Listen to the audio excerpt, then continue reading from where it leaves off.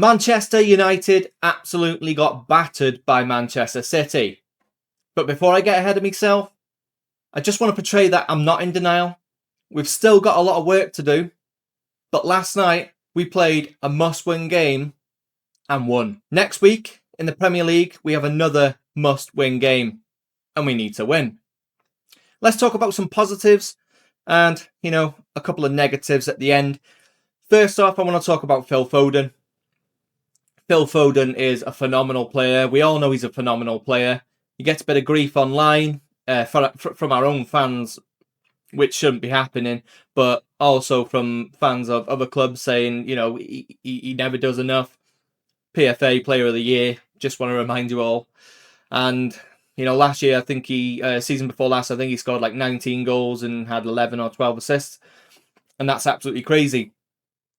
It hurts because obviously when De Bruyne left, we were thinking, I hope you got to step up, Phil. And then he was missing, and there was a bit of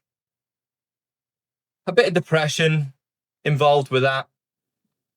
But Phil Foden yesterday looked like the player we've all been waiting for. We've all been waiting to arrive. And hopefully he can lock down that position, because we all know he's got it in him. And in his post-match interview, he did say that he'd been reading a lot of criticism online, which I don't think he should do. I think X/Twitter can be a cesspit. It can be a cesspool of negativity. And if there's one thing you don't need if you're struggling mentally, is Twitter and X. So yeah, get off that, Phil. Number 2, Khusanov is a world beater, or at least has a potential to be. Yesterday, Khusanov played that right back position again, and there's a few people that say he can't do that position. Yesterday, I think he's shown that he can do that position. What he's not the best at is passing and, crossing. We do need a right back to cross and pass, but at the same time, you need to sort the essentials. You need to do the basics first. Yesterday, I think Khusanov did the basics well. Cut out a few passes. He was very strong. And what we need in one of our defenders right now is a bit of volatility, and with that comes risks, but it's a risk that I'm willing to take so that opposition teams don't think they can fuck with us and mess with us. And Khusanov, he basically just shut stuff down straight away, and for a sliding tackle, he's good for the sliding tackle. Number 3, Donnarumma is a sign that Guardiola is not as stubborn as we think. And maybe all this time we've been needing a shot stopper, and Donnarumma is probably the best in the world for shot stopping. Yesterday, that shot from Mbeumo was, with Ederson in goal, that shot, that volley goes in. Just going to say it now. Ederson, for as good as he was, and he'll get you an assist or 2 throughout the season, we need a shot stopper right now. We need that security. We need that strengthening at the back. And I could see him shouting at the defence. He was organising that defence yesterday. And that is what we need. Donnarumma, he's probably the one thing that we need right now. And he gave us that yesterday. I'm so lucky. Or I feel so lucky. And I think we are lucky as a fan base, as City fans, to have Donnarumma. Number 4, Haaland is the best striker in the world. Despite all the talk, Haaland does the walk. Isak is not a patch on Haaland. How you can't say that Haaland is the best striker in the world is beyond me. I'm sorry, but no. And I said in a previous video that I think even Ekatike is better than Isak. Proof's in the pudding, and we will see. But Haaland, without a doubt, is the best striker in the world. 7 goals in 2 games. That's absolutely phenomenal, isn't it? And hopefully he carries on. Hopefully he kicks on from this. Number 5, Doku needs to be let off the leash more often. He needs to be let loose. We see it with Jack Grealish. Jack Grealish needs to be let off the leash. Maybe, it's a time for change. And Pep's already willing to admit that he needs a shot stopper in Donnarumma. He's willing to change up his game. Hopefully he does that with Doku. Because Doku yesterday was absolutely phenomenal. Doku showed us yesterday why, he's still in this team. Doku showed us yesterday what he can do. And I'm happy to keep playing Doku. I think he's earned a start against Arsenal. I think he should start against Arsenal. And if he plays like he did yesterday against Arsenal, like I've said, it is United. I don't want to be negative about it. They are a bit shit, but still, they left the United defenders in a whirlwind yesterday. They were like a leaf in a whirlwind. Let's go to some negatives. We do need some negatives, or at least some grounding negatives to keep us grounded. Number one, we need a regular starting 11. That starting 11 yesterday, I'd be happy with that starting 11.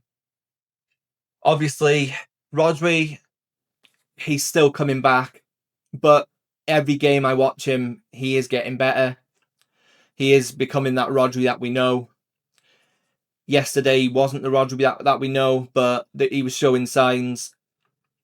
But yeah, we need a regular starting 11. At least 9 out of 10 of that 11, we need to be, regular starters. We need consistency. And unfortunately, the likes of John Stones, who's made of biscuits, we can't afford to be starting a John Stones and getting the team gelling and then taking a player out again because he's injured. Number 2, Rico Lewis, Matheus Nunes, unfortunately not good enough for right back. Especially Rico Lewis. Matheus Nunes as a rotation right back, yes, he can do it. Rico Lewis cannot. Rico Lewis is a midfielder. I have no problem with Rico Lewis getting in as a midfielder. I have a problem with him getting in as a right back. He's not a right back. Even in inverting into midfield, I don't think he's good enough for that. I think Rico Lewis needs to bide his time. He needs to wait, and he will do because he's got a 5-year contract extension till 2030. So we are going to see a lot more of Rico Lewis. You can bet your bottom dollar on it, but hopefully that's in midfield. I have no problem with him playing in midfield. I have a problem with him being a right back or a right back standing. Just my tuppence, but yeah. I don't think he has the defensive mindset or the pace to do that job. Number 3, it was only United. They lost Grimsby in a must-win game. For them, that was a must-win game, yeah? And now they're playing once a week for the rest of the season. Manchester United are probably just as good as Wolves. So at the beginning of the season, we all did step off a bit too soon and we said, our City back. There's an argument to say that City are back. Arsenal struggled against United. But yeah, I think you do have to keep in mind, you do have to bear in mind that it was only United. They might be a top 6 team, as far as the club size goes. But performance on the pitch at the minute, they're just as good as the Wolves. So yeah, we do need to stay grounded. Moving on, we got a big game on Thursday against Napoli. Champions League, I expect rotation. To me, the Premier League is our bread and butter. Champions League should not be at the forefront of our minds, should not be at the forefront of City's mind, should not be at the forefront of Guardiola's mind. Premier League is bread and butter to me, and yeah, it's a big game. In essence, it's a big game.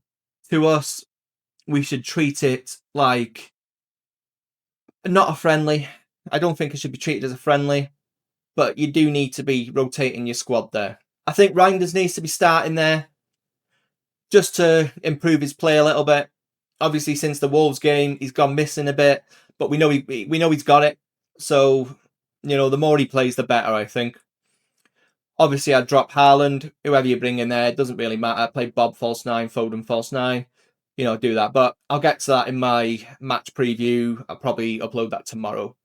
But yeah, De Bruyne has returned to the Etihad Stadium. I'm looking forward to it. It's going to be a good game.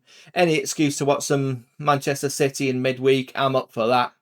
But yeah, that's all I got for you anyway. Like, subscribe, hit that notification bell, and I'll see you next time. Bye-bye.